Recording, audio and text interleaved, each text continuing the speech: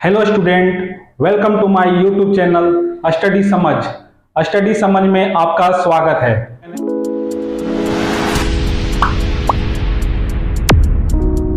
Hello friends, I am Dilip. मैं आप लोगों को कल डाइस का चैप्टर पढ़ाया था, जो कि उसके बारे में कुछ क्वेश्चंस भी करवाए थे, जो क्वेश्चन को बहुत इजी तरीके से हम लोग कर सकते थे। ठीक है, तो क्वेश्चंस जो थे वो सिर्फ हम लोग फर्स्ट पार्ट पढ़े थे। फर्स्ट पार्ट मतलब जो केस वन था, केस वन में when only two position given, अगर दो डाइस दिया हुआ रहता था और उसमें एक नंबर कॉमन था तो उस चीज़ को हम लोग कल पढ़े थे।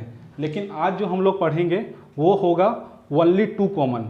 ओनली टू कॉमन मीन्स दो डाइस दिए हुए रहेंगे, उसमें दो नंबर कॉमन होंगे। तो देखते हैं कि इस टाइप के क्वेश्चंस को हम कैसे सॉल्व करते हैं। तो देखते हैं कि ये दो डाइस दिया हुआ है, ठीक है, और इसमें कौन कौन से नंबर कॉमन है।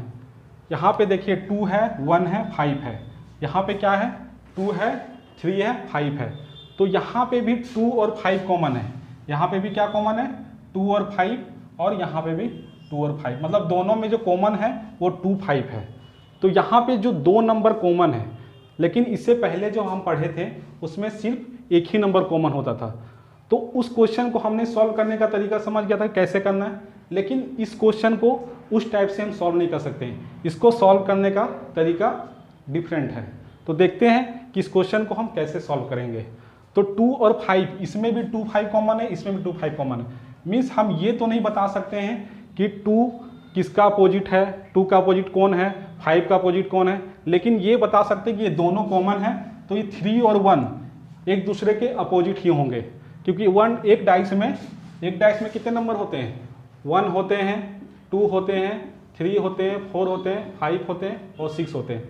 तो यहाँ पे हमें कौन कौन से नंबर दिख रहे हैं, 2 दिख रहे हैं और 5 दिख रहे हैं। यहाँ पे भी 2 और 5 दिख रहे हैं।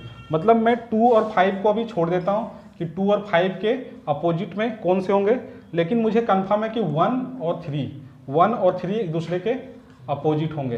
1 और 3 क्या होंगे, एक दूसरे के अपोजिट होंगे। उसके बाद फिर हम बाकी नंबर का भी तो अपोजिट हमें जानना होगा कि बाकी नंबर का अपोजिट क्या होगा। तो हम क्या करते हैं, यहाँ पे 2 और 5 लिख देते हैं सबसे पहले। ठीक है, 2 और 5 सबसे पहले लिख दिए। उसके बाद इसके अपोजिट जानना है। इसके अपोजिट कैसे जानेंगे, तो बाकी जो नंबर है कौन कौन बचे हैं हमारे, यहाँ पे 1 और 3 यहाँ पे तो आ गए हैं। 2 और 5 तो खुद का अपोजिट तो नहीं हो सकता, तो बचा 4 और 6। तो 2 और 5 के अपोजिट कौन होगा, 4 होगा या 6 होगा। लेकिन आप इसमें पूछ सकते हैं कि सर 2 और 5, 2 का 4 और 6 दोनों अपोजिट होगा या सिर्फ 4 होगा। तो इसके बारे में हम जानते हैं कि क्या हो सकता है इसमें।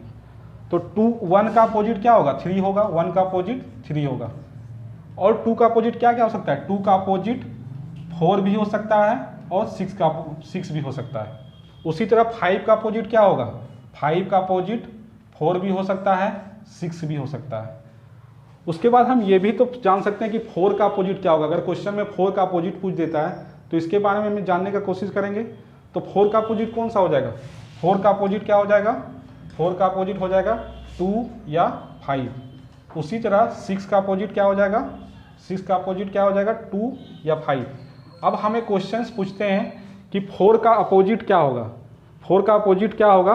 तो अगर ऑप्शन में 2 या 5 कुछ भी दिखे तो आप टिक कर सकते हैं। अगर ऑप्शन में दोनों दिया रहेगा तो आप दोनों टिक कर सकते हैं। इसी तरह 6 का अपोजिट अगर पूछ दिया तो क्या होगा, 6 का अपोजिट या तो 2 होगा या तो 5 होगा। तो हम इस क्वेश्चन से हम समझ गए कि कैसे हम अपोजिट्स निकालते हैं। 1 का अपोजिट पूछ दिया तो इजीली आप बोल सकते हैं 3 होगा। आप डाइस में देख के, दोनों डाइस को देख के सबसे पहले तो आपको यही चीज़ पता चलेगा कि 1 का अपोजिट क्या होगा। हम इसमें दोनों डाइस में सबसे पहले यही देखेंगे कि जो भी दो नंबर कॉमन आ रहे दोनों डाइस में, उस नंबर को छोड़ के बाकी जो नंबर है वो एक दूसरे के अपोजिट ही होंगे। ठीक है, उसके बाद जो बचे नंबर 2 और 5 के बारे में सोचने की जरूरत है। 2 और 5 को मैंने कैसे बताया, 2 और 5 जो भी नंबर बचे हुए वो दोनों नंबर उसके अपोजिट में आएंगे। क्योंकि हमें जब भी इस टाइप के क्वेश्चन मिलेंगे तो हमें कंफर्म ये नहीं कह सकते हैं कि 2 का अपोजिट 4 ही होगा। इस टाइप के क्वेश्चन को हम लोग 2 या 5 दोनों का अपोजिट क्या हो जाएगा, 4 भी होगा या 6 दोनों होगा। तो अगर ऑप्शन में कभी भी हमें क्वेश्चंस में आते हैं कि 2 और 5 का अपोजिट क्या होगा, तो आप 4 और 6 दोनों कहेंगे, क्योंकि हमें कंफर्म ये नहीं कह सकते कि 2 का अपोजिट सिर्फ 4 ही होगा या 5 का अपोजिट सिर्फ 6 होगा। 2 का अपोजिट 4 और 6 दोनों होगा, उसी तरह 5 का अपोजिट 4 या 6 दोनों होगा। लेकिन अगर ऑप्शन में कोई एक दिया हुआ है तो सिर्फ एक ही होगा। तो इसके बारे में हम अब क्वेश्चंस करेंगे, ठीक है। तो देखते हैं क्वेश्चंस। तो हम इसमें जो क्वेश्चंस किए वो उसमें जो क्वेश्चंस थे वो क्या थे, नंबर्स थे, ठीक है। यहाँ पे नंबर्स थे, लेकिन अब जो हम क्वेश्चन करेंगे सेम क्वेश्चन करेंगे। अगर 2 डाइस दिया हुआ रहेगा और उसमें 2 नंबर्स कॉमन होंगे, ठीक है, तो हम यहाँ पे 2 नंबर सब कॉमन नहीं रहेगा, यहाँ पे क्या रहेगा, 2 अल्फ़ाबेट्स कॉमन रहेंगे।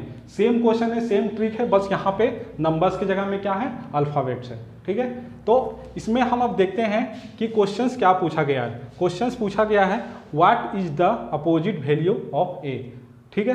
What is the opposite value of A के अपोजिट क्या होगा। तो अगर हमें ए के अपोजिट जानना है तो इसके लिए हमें क्या करना पड़ेगा, जो पीछे हम क्वेश्चन जो सॉल्व किए थे उस ट्रिक से हमें इस क्वेश्चन को भी सॉल्व करना पड़ेगा।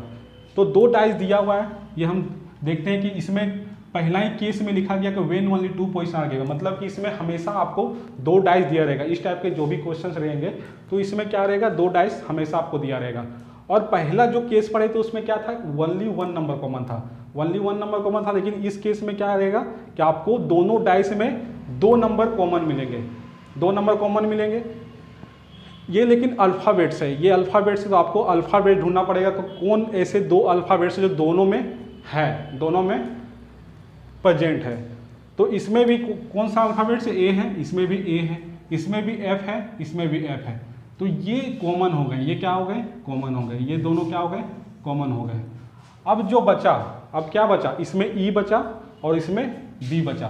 तो ई और बी क्या है, एक दूसरे के अपोजिट होंगे, ई और बी एक दूसरे के अपोजिट होंगे।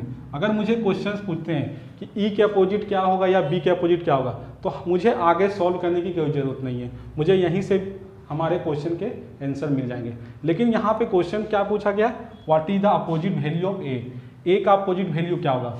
तो ए का अपोजिट वैल्यू हमें जानने के लिए हमें क्या करना पड़ेगा, बाकी ये भी देखना पड़ेगा कि ये 2 डाइस हैं, ये जो 2 भी डाइस हैं, तो इसमें कौन कौन से अल्फ़ाबेट पॉसिबल है।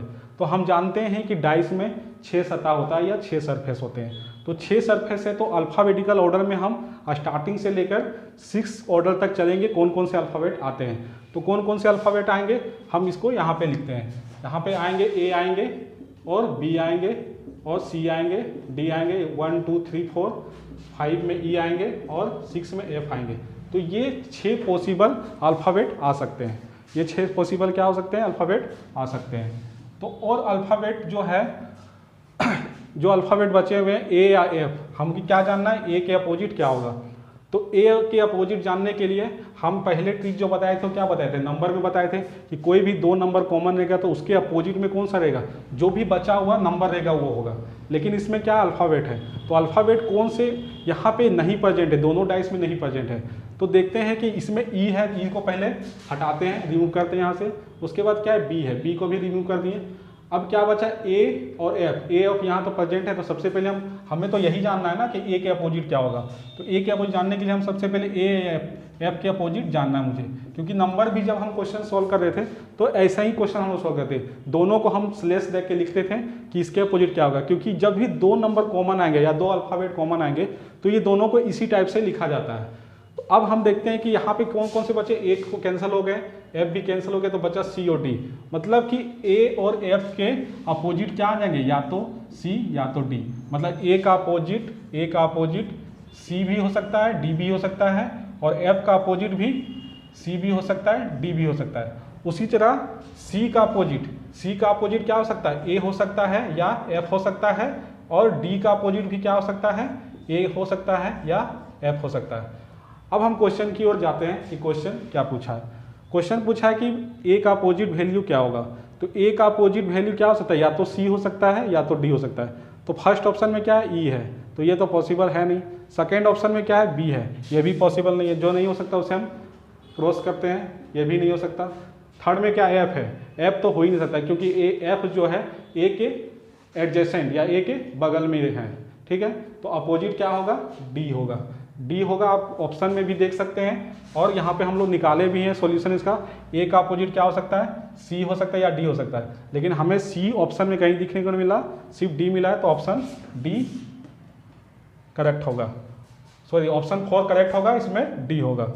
अब नेक्स्ट क्वेश्चन देखते हैं कि what is the opposite value of F. इसी क्वेश्चन से हमें नेक्स्ट क्वेश्चन बनाना है। तो what is the opposite value of F, F का अपोजिट वैल्यू क्या है। तो एफ का अपोजिट जानने के लिए हम फिर इस सॉल्यूशन में आएंगे, हमें बार बार सॉल्यूशन करने की जरूरत नहीं है। अगर एक ही क्वेश्चन में अगर दो क्वेश्चन दे दें तो हमारे लिए और अच्छा है कि एक बार सॉल्यूशन निकालें और दो क्वेश्चन सॉल्व करें। तो हम देखते हैं कि एफ का अपोजिट क्या होगा। तो एफ का अपोजिट क्या हो सकता है, एफ का अपोजिट सी या डी हो सकता है। तो इसमें हम ऑप्शन में देखते हैं एफ का अपोजिट क्या है, सी या डी। ये तो हमारा फर्स्ट ही ऑप्शन हो गया, सी या डी। ए हो सकता है क्या, नहीं हो सकता, क्योंकि एफ का अपोजिट नहीं हो सकता। एफ के एडजेसेंट ए हो सकता है लेकिन अपोजिट नहीं हो सकता। थर्ड में क्या दिया, सी दिया है, क्या एफ का अपोजिट सी हो सकता है। एफ का अपोजिट सी हो सकता था अगर सारे में ऑप्शन सिर्फ सिंगल ऑप्शन होता, लेकिन यहाँ पे क्या है, स्लैश करके 2 ऑप्शन दिया है। तो ये फर्स्ट प्रायोरिटी नहीं हो सकता, ये फर्स्ट प्रायोरिटी होगा और ये सेकंड प्रायोरिटी होगा। अगर ये ऑप्शन में नहीं दिया था और इसके जगह हमें कुछ और ऑप्शन दिया होता तो ये सही होता, लेकिन अब इस क्वेश्चन में जिस तरह से ऑप्शन दिया गया है तो ऑप्शन को देखते हुए हम ये बोल सकते हैं कि यही ऑप्शन सही होगा।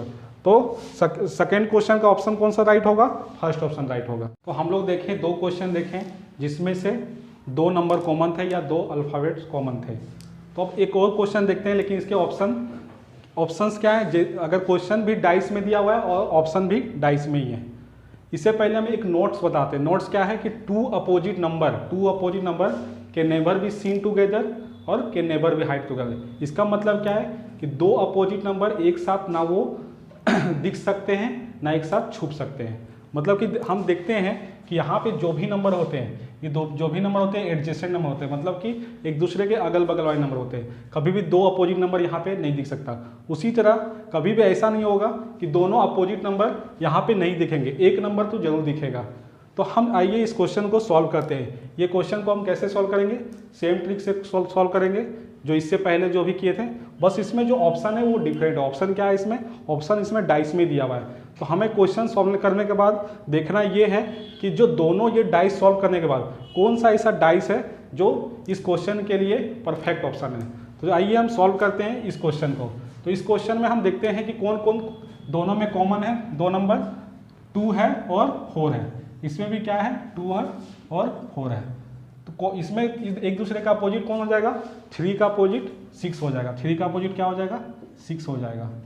3 का अपोजिट 6 इसलिए होगा क्योंकि ये दोनों नंबर कॉमन में नहीं है। तो हम बताए थे कि जो भी 2 नंबर कॉमन है दोनों डाइस में, उसको छोड़ के जो भी नंबर बचा वो एक दूसरे के अपोजिट होंगे। बाकी क्या बचा, 2 या 4 बचा। तो 2 या 4 किसके अपोजिट होंगे, बाकी जो इसमें जो नंबर नहीं आया वही ना होगा। जैसे कि टोटल नंबर क्या होते हैं, 6 नंबर है तो 1 2 3 4 5 और 6। एक डाइस में 6 सत्ता होता है तो 6 ही नंबर पॉसिबल है। और मैंने बताया था कि ऑर्डर में ही नंबर है, ऐसा नहीं कि आप 10 यहाँ लिख दोगे, सारे नंबर ऑर्डर में रहेंगे 1 से लेकर 6 तक। आप डाइस में पता ही होगा 1 से लेकर 6 तक नंबर होते हैं। तो 2 और 4 का अपोजिट क्या होगा, 2 और 4 का देखिए यहाँ पे 3 और 6 ऑलरेडी आ चुका है तो इसे हम कैंसिल करते हैं। 3 6 ऑलरेडी आ चुका है, इसे कैंसिल करते हैं। तो बचा क्या, 2 और 4। तो यहाँ पे इसको भी कैंसिल करेंगे क्योंकि 2 और 4 का ही अपोजिट हमें निकालना है। तो 1 और 5 बचा। तो 1 और 5 2 या 4 के अपोजिट होंगे। इसका मतलब क्या है कि 2 का अपोजिट 1 और 5 भी हो सकता है। 4 का अपोजिट 1 और 5 दोनों हो सकता है। उसके बाद 5 का अपोजिट क्या हो सकता है, 2 या 4 दोनों हो सकता है। और 1 का अपोजिट क्या हो सकता है, 1 का अपोजिट 2 या 4 दोनों हो सकता है। अब हम ऑप्शन में आते हैं कि कौन सा ऑप्शन करेक्ट होगा। तो हम नोट्स जो बताए कि 2 अपोजिट नंबर कभी भी एक साथ नहीं दिखेंगे, ना तो एक साथ हाइड होंगे, मतलब एक साथ छुप नहीं सकते। तो इसमें देखते हैं 6 3 5। तो 6 और 3 जो है नंबर वो एक दूसरे का अपोजिट है, जो कि होना नहीं चाहिए। 2 अपोजिट नंबर एक साथ नहीं हो सकते क्योंकि यहाँ पे जो भी नंबर होते हैं जनरल डाइस में वो एडजेसेंट नंबर होते हैं, कभी भी अपोजिट नंबर नहीं होते। तो ये ऑप्शन तो नहीं हो सकता। सेकेंड ऑप्शन में आते हैं 2 1 4।